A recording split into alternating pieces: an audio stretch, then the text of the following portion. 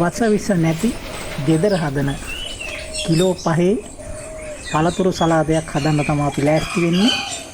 අපි හදමු මේක. ඔයාලට ලේසියෙන්ම හදාගන්න පුළුවන්.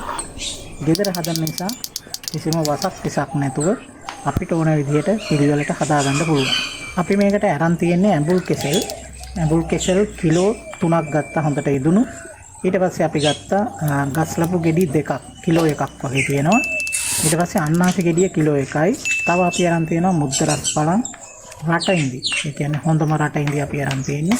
ඒ පහ ඇතුළත් කරලා තමයි අපි හදන්නේ. ඒකට අපි දෙහි වෙනුවට අපි යොදාගත්තේ නාරං, ඇඹුල් නාරං